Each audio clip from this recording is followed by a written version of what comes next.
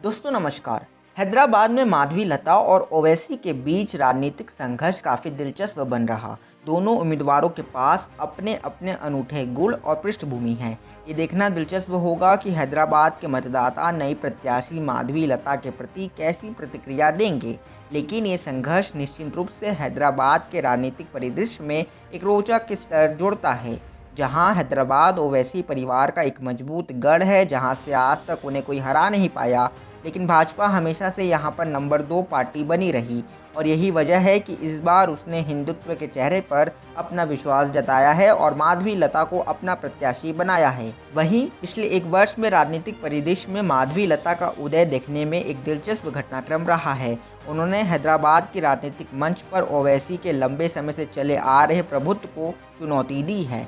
माधवी लता एक सांस्कृतिक कार्यकर्ता और व्यवसायी राजनीतिक में अपरिचित थी, जब तक कि उनके नाम का उल्लेख मार्च 2024 में लोकसभा चुनावों के लिए बीजेपी की उम्मीदवारी सूची में नहीं हुआ। तब से उन्होंने अपनी ऊर्जावान प्रचार और धर्म के आधार पर बयानों के साथ सुर्खियां बटोरी हैं।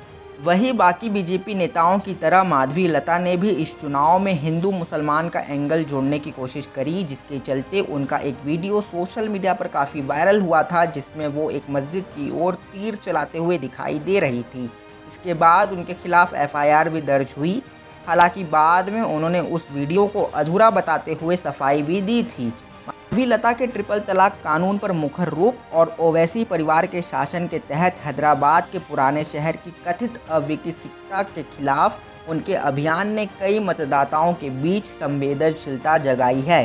माधवी लता को पता है कि हैदराबाद में 60% मुस्लिम आबादी है, इसलिए अगर उन्हें जीतना है तो उन्हें मुसलमानों का वोट भी लेना पड़ेगा। इसलिए वो 3 तलाक जैसे मुद्दों पर बात करती नजर आ रही। लेकिन सवाल यहाँ ये उठता है कि उनका कट्टर हिंदू वाला चेहरा क्या मुसलमानों को पसंद आएगा।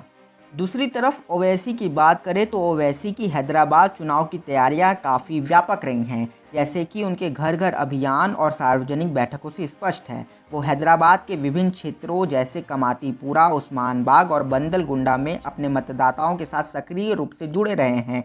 ये क्षेत्र बहादुरपुरा विधानसभा खंड का हिस्सा है, जहां ओवैसी ने लोगों का अभिवादन किया, ईद की शुभकामनाएं दी और उनके साथ तस्वीरें खींची। भाजपा और अन्य दलों से विपक्ष का सामना करते हुए ओवैसी की तैयारी में आरोपों और आलोचनाओं का सीधा जवाब देना शामिल है। उनका अभियान उनके समर्थकों को इकट्ठा करने और हैदराबाद के राजनीतिक परिदृश्य में अपने पार्टी के ऐतिहासिक महत्व और निरंतर योग्यता पर जोर देने पर केंद्रित है।